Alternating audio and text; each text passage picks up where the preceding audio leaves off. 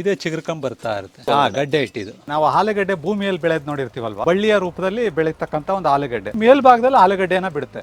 ಒಂದ್ಸಾರಿ ಹಾಕಿದ್ರೆ ಸಾಕು, ಕೆಳಗಡೆ ಇರ್ತಕ್ಕಂಥ ಗೆಡ್ಡೆ ತೆಗೆಯವರೆಗೂ ಸಹ ಆಲೂಗಡ್ಡೆ ಬರ್ತಾನೆ ಇರುತ್ತೆ. ಒಂದೇ ಬಳ್ಳಿ ಇದು 200 ಗ್ರಾಮ್ ವರೆಗೂ ಬರುತ್ತೆ. ಕಾಯಿ ನೋಡಿ, ಚಿಕ್ಕ ಬಳ್ಳಿಯಲ್ಲೇ ಇದು ಈ ತರ ಕಾಯಿ ನೋಡಿ, ಈ ಸೈಜ್ ಬರುತ್ತೆ. ಸ್ವಲ್ಪ ಬೆಳ್ಳಿ ಉಣಿದ್ರು ಸಹ ಬರುತ್ತೆ ಇದು. ಇತ್ತೀಚೆಗೆ ನಾವು ಆಲೂಗಡ್ಡೆ ಭೂಮಿಯಲ್ಲಿ ಬೆಳೆದ್ ನೋಡಿರ್ತೀವಲ್ವಾ, ಅದೇ ರೀತಿ ಆಲೂಗಡ್ಡೆ ಜಾತಿನೇ ಇತ್ತೀಚಿನ ದಿನಗಳಲ್ಲಿ ಬೇರೆ ಹಂಬು ಬಳ್ಳಿಯ ರೂಪದಲ್ಲಿ ಬೆಳೀತಕ್ಕಂತ ಒಂದು ಆಲೂಗಡ್ಡೆ ನೀವು ನೋಡ್ಬೋದು. ನಾವು ಇದುವರೆಗೂ ಆಲೂಗಡ್ಡೆನ ಭೂಮಿ ಏನು ತಳಭಾಗದಲ್ಲಿ ನೋಡ್ತಾ ಇದ್ವು, ಅದೇ ಜಾತಿಗೆ ಸೇರ್ತಕ್ಕಂಥದ್ದು. ಇದು ಬಳ್ಳಿಯ ರೀತಿ ಹಂಬರಿತದೆ ಮತ್ತು ಮೇಲ್ಭಾಗದಲ್ಲಿ ಆಲೂಗಡ್ಡೆನ ಬಿಡುತ್ತೆ.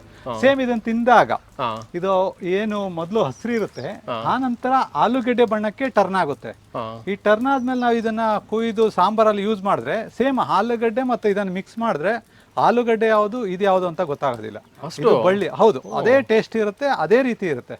ಇತ್ತೀಚಿನ ದಿನಗಳಲ್ಲಿ ಇದು ಮಾರುಕಟ್ಟೆಯಲ್ಲೂ ಸಹ ಇತ್ತೀಚಿನ ದಿನದಲ್ಲಿ ಕೆಲವು ರೈತರು ಇದು ಮಾಡ್ತಾ ಇದ್ರೆ, ನಾವು ನಾಟಿ ಮಾಡಿ ಒಂದು 6-7 ಮಂತ್ಸ್ ಬೇಕು ಸರ್. ಯಾಕೆಂದ್ರೆ ಬಳ್ಳಿ ಅದು ಬೆಳೆದು ತುಂಬಾ ಬೆಳಿಬೇಕು.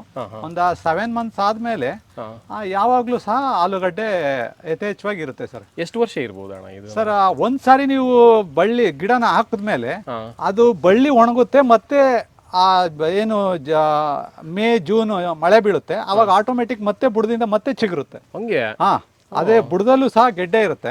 ಆ ಗೆಡ್ಡೆ ಸಹ ಆ ಗೆಡ್ಡೆಯಿಂದ ಚಿಗುರು ಬಿಟ್ಟು ಮತ್ತೆ ಬಳ್ಳಿ ಬರ್ತಾನೆ ಇರುತ್ತೆ. ಒಂದ್ಸಾರಿ ಹಾಕಿದ್ರೆ ಸಾಕು, ನೀವಾಗ ನೀವು ಆ ಬಳ್ಳಿನ ಕೆಳಗಡೆ ಇರ್ತಕ್ಕಂಥ ಗೆಡ್ಡೆ ತೆಗೆಯವರೆಗೂ ಸಹ ಆಲೂಗಡ್ಡೆ ಬರ್ತಾನೆ ಇರುತ್ತೆ. ಸೊ ಇಷ್ಟು ಹಬ್ಕೊಂಡಿದೆಯಲ್ವಾ, ಇದು ಎಷ್ಟು ಗಿಡ ಅಣ್ಣ? ಒಂದೇನಾ? ಒಂದೇ ಗಿಡ ಇದು. ಒಂದೇ ಗಿಡ ಹೌದು, ಒಂದೇ ಬಳ್ಳಿ ಇದು.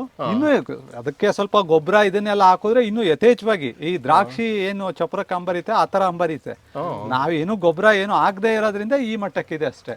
ನೀವು ನೋಡ್ಬೋದು, ಇದೆ ಇನ್ನು ಅಲ್ಲಿ ಚಿಕ್ಕ ಗಿಡ ಇದೆ, ಅದ್ರಲ್ಲಿ ಹೋಗಿ ನೀವು ಕಾಯಿ ನೋಡಿ, ಆಲೂಗಡ್ಡೆ ಸೈಜ್ ಏನಿರುತ್ತೆ ಅದೇ ಸೈಜ್ ಇದೆ. ಇನ್ನು ಚಿಕ್ಕ ಈಗ ಇತ್ತೀಚೆಗೆ ಬರ್ತಾ ಇರ್ತಕ್ಕಂಥ ಕಾಯಿ ನೋಡಿ, ನೀವು ಇಲ್ಲಿ ನೋಡ್ಬೋದು ಈ ತರ ನೋಡಿ, ಇಲ್ಲಿ ಈಗ ಆಲೂಗಡ್ಡೆ ಸೇಮ್ ಆಲೂಗಡ್ಡೆ ಏನಿರುತ್ತೆ 200 ಗ್ರಾಮ್ ವರೆಗೂ ಬರುತ್ತೆ. ಅದೇ ಸೈಜು ಸಹ ಬರ್ತಾ ಇರುತ್ತೆ ನೋಡಿ. ಅದೊಂದು ಸಣ್ಣ ಗಿಡ, ಅದ್ರಲ್ಲಿ ನೀವು ಹೋಗಿ ನೋಡ್ಬೋದು.